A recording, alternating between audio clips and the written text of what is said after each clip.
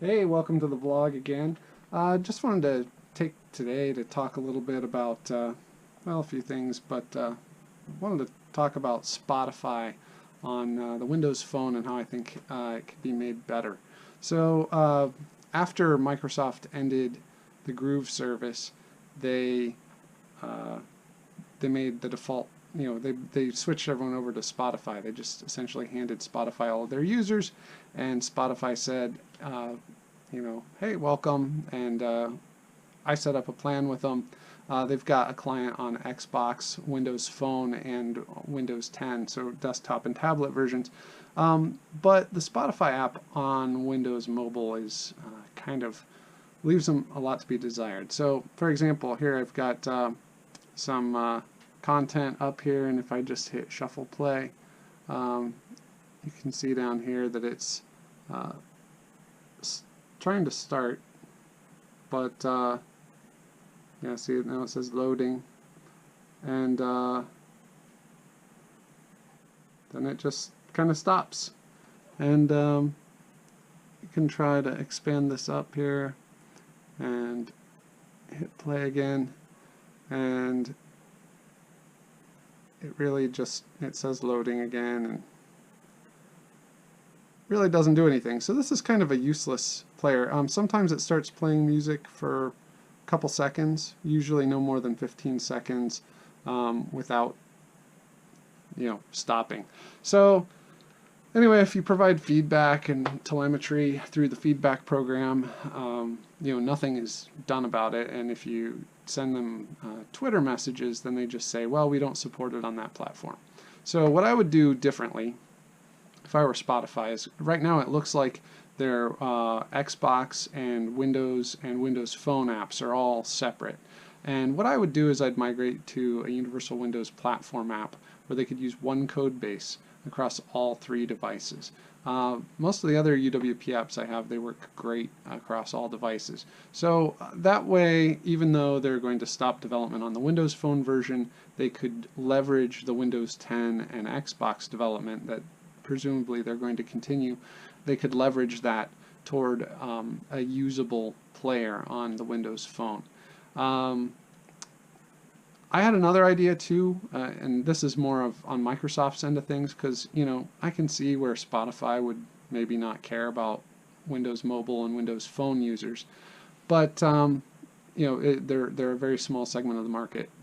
But I think Microsoft could do well by, they are still supporting Groove, the Groove app for playback, at least for a little while. And if I were Microsoft, what I would do is partner with Spotify, since they've said they're not going to support their mobile client anymore, to essentially add the ability to connect to Spotify from the Groove product and to use the Groove UI to interact with the Spotify service itself.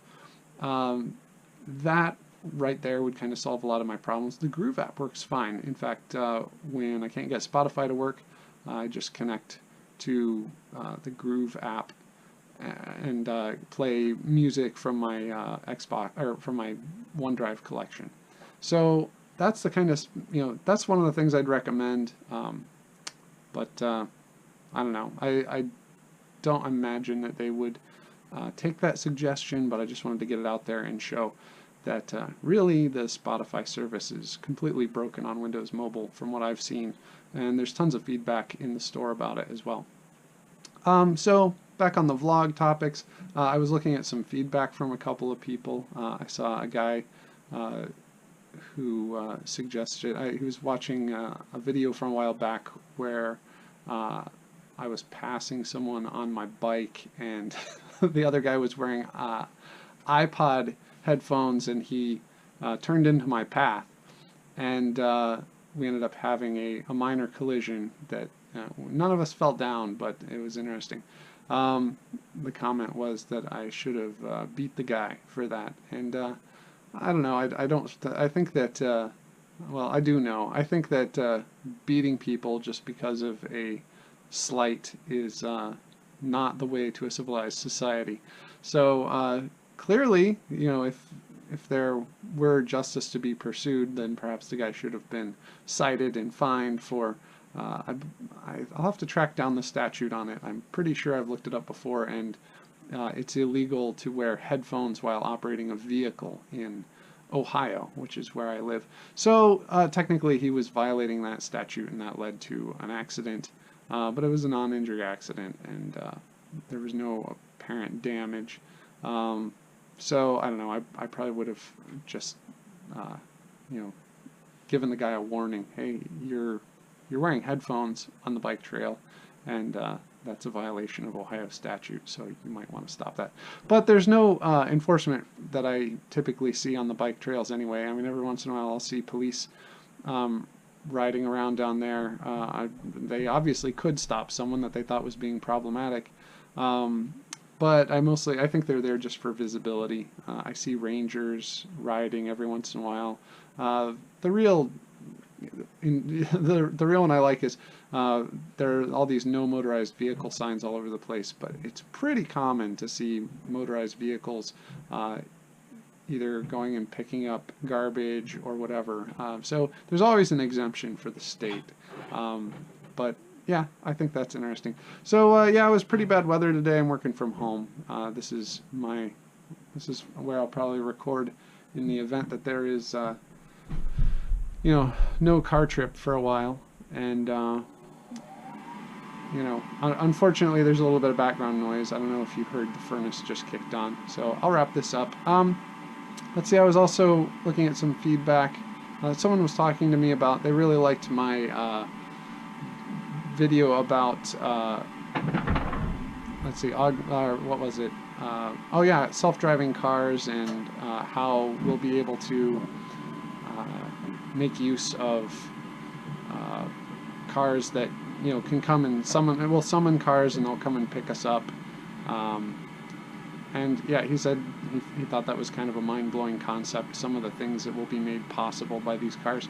And I was thinking also that I'd like to do a video maybe about some of the capabilities of drones that have been developed, because they're really coming along, specifically the ability to retrofit existing aircraft.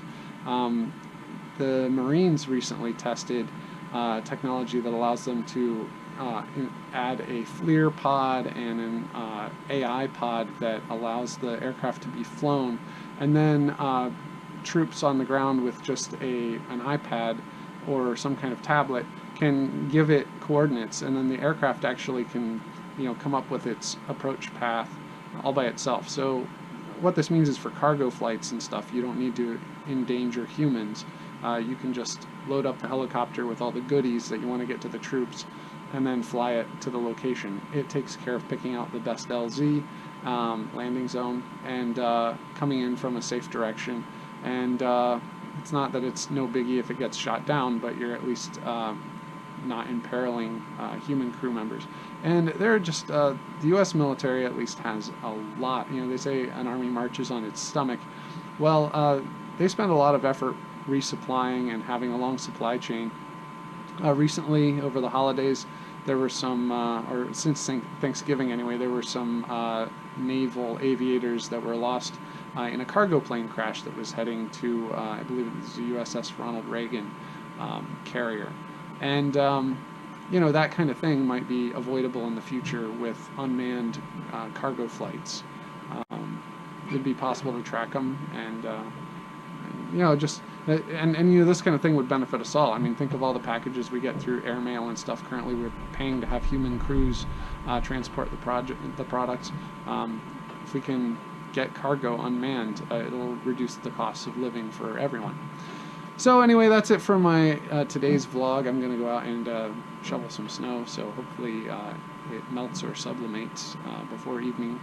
And hope you all have a good one, and add questions and comments and your feedback. I'd love to talk more about those in future vlog posts. So anyway, I'll talk to you later. Bye.